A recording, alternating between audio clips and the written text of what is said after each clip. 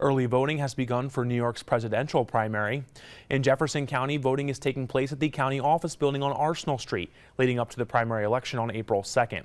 This is the first time the county is using its new electronic ballot machines, which election inspectors say could help to speed up the voting process.